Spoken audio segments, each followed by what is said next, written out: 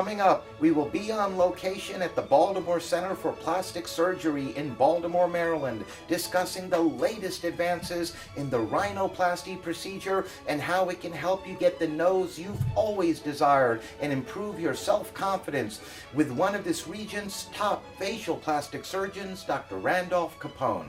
Dr. Capone is a board-certified facial plastic surgeon who received his medical degree from Emory University Medical School in Georgia. He has completed surgical training from Johns Hopkins University, and Dr. Capone is a member of the prestigious American Academy of Facial Plastic and Reconstructive Surgery, among other organizations, and again is widely recognized as one of this region's leading doctors. Welcome, Dr. Capone. It's a pleasure having you on the Top Doctors program. Thank you, Rocco. It's great to be here. It's your first time, in fact, on our program. We have a lot to talk about. Rhinoplasty has certainly become one of the most popular cosmetic procedures for both men as well as women. And I wanted to ask you if you can please tell us why it's become so popular. Thanks, Rocco. I think it's a great procedure that is applicable to, as you indicated, many different types of people. Young and old, and men and women. We start seeing rhinoplasty patients around the age of 15 or 16, and I have patients in my practice all the way up to 70 or 80 who are seeking either a change in their appearance or an improvement in the way they breathe. Some both.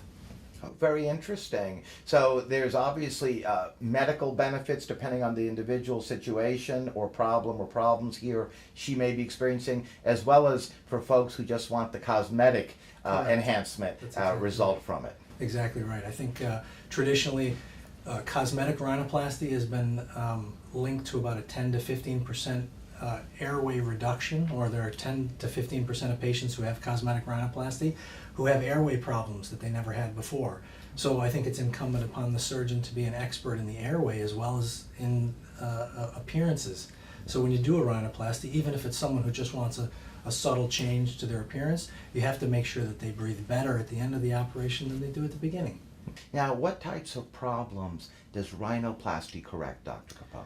The traditional ones that we think of, if you don't like the nasal appearance, or if you find that when you're looking at yourself in pictures that are taken at events and you don't like the appearance of your nose, like a hump or a twist, or problems with asymmetry in the nose, if it's too large, that's a common complaint.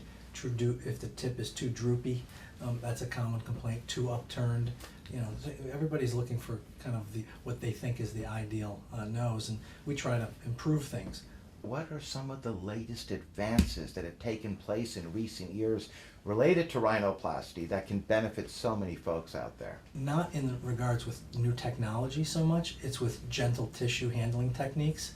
So we try to get patients operated upon and back to their normal life as quickly as possible.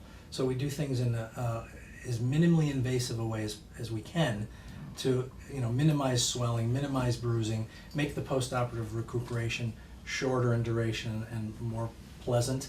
And then I think that's really where a lot of the new methods and new thrusts of rhinoplasty are taking us. Less invasive now, that can benefit for the reasons you just stated. So many folks, exactly. They can get back to their lives, not to mention back to work that much sooner. That's right, but yet equally as effective, or even more so. Yes. Yes. With more natural looking results. Absolutely. And how is this procedure performed? Because I'm sure there are folks like myself and others that are watching right now that are wondering what's the basic process from contacting your practice right through to the end of the treatment. There are many different ways to do rhinoplasty. One of the more recent kind of methods that people are talking about is injectable rhinoplasty, where product is injected into the nose.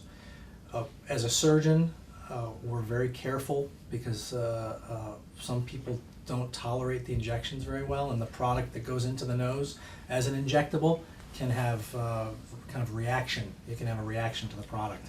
So in very, very limited instances would I ever do an injectable rhinoplasty.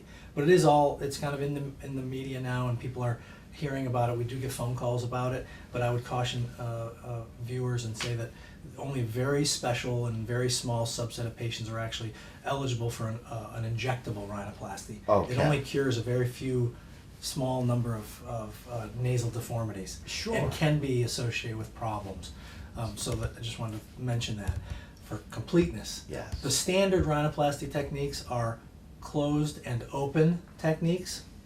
Closed rhinoplasty is done without any external incisions and can be viewed as kind of rhinoplasty through the nostrils, so there's no visible scars. And for some patients, that's all that we need to do is make some internal incisions in the nostrils, nothing visible, and we can make some adequate shape changes and airway improvements.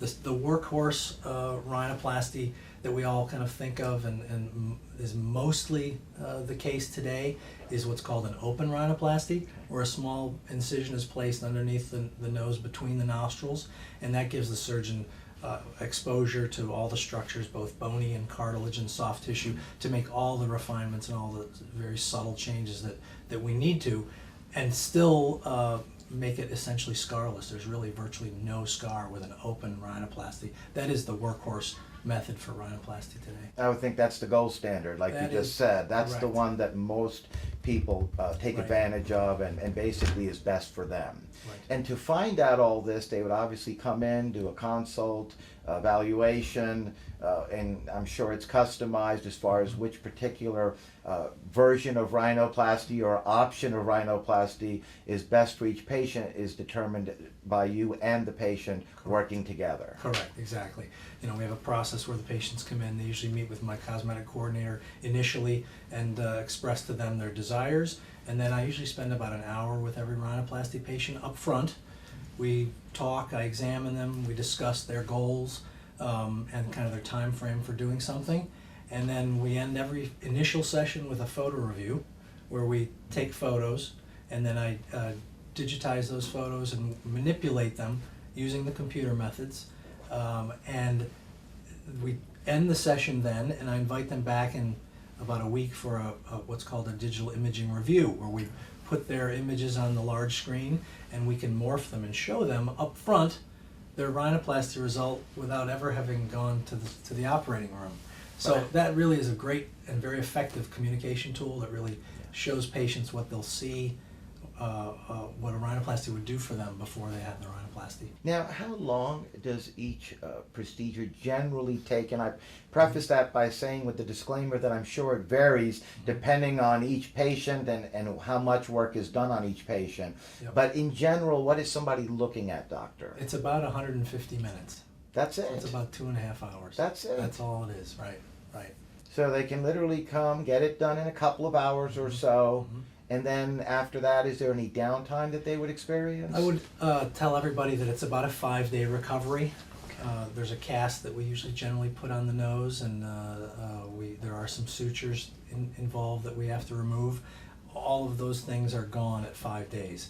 Okay. You can still have the bruising and swelling and kind of other kind of recuperative issues that you have to work yourself through, but really the hard and fast downtime of standard rhinoplasty, an open rhinoplasty approach would be 5 days. Which is not long at all to have the nose that we want. That's right. The Now- soonest I've ever had anybody go back to work was a vascular surgeon, and she just felt like she had to get right back to seeing patients, and she went back in 4 days to surgery. And you already mentioned earlier, doctor, that if at the end of the process, at the end of the procedure, regardless of which one of these rhinoplasties, whether it's open or closed or even the injectables, for those small percentage of people that qualify for that or would be a good candidate for that, I take it the breathing, as you said, is at least the same, if not better, after the rhinoplasty procedure. We have a philosophy here at the Baltimore Center that says that every rhinoplasty patient will breathe better or the same, but we do everything we can to augment the airway at the time of the cosmetic improvements. So we don't want anybody, we have a zero tolerance for someone having a worse airway after a rhinoplasty. You should always breathe better, or at the very least the same. And are the results permanent? We have people asking us that. Look, after I have a nose job, as people have called it over the years, after a rhinoplasty procedure, are the results permanent? The results are permanent, and they don't disappear. That's one of the nice things about rhinoplasty. When we do breast augmentation, or my colleagues that do body work, there are revisional and additional procedures that they tell patients right off the bat. Look, if you're going to have a breast augmentation, 10 to 12 years, you're probably going to need a new surgery. Yes. With rhinoplasty, we try not to do that. We make changes that are permanent. We do the surgery with that in mind, and we always try to only use graft materials from the patient themselves. So very rarely do we actually use silicone or MedPor or other kind of artificial implants that could be rejected or lead to long-term problems. So while it's true that the patients' faces continue to age and noses do continue to change just like the rest of our bodies, the changes that we make during rhinoplasty are permanent ones. That's significant, and I wasn't aware that it's natural materials that are utilized, Yes. as you just touched on. Now, I understand that in addition to being one of this region's top plastic surgeons, obviously we've discussed rhinoplasty, and you're certainly one of the leaders in that specialty as well throughout this area. But you and your practice here also specialized in facial rejuvenation with various treatments that you offer, and I wanted to ask you if you can please tell us about that, as well as the spa that you have here on the premises. We have a saying at the Baltimore Center that says that if it concerns your face, it concerns us. So we have a global philosophy that if you have a problem with your face or you have a concern that you don't like, come here, we'll take care of it. I think we're a very non-imposing, very friendly, relaxed practice that we offer all the med spa services for facials and peels and skincare products. I do eyelid surgery and brow rejuvenation, cheek lift, mini lift, face lift, submental liposuction for patients who have fullness under the neck.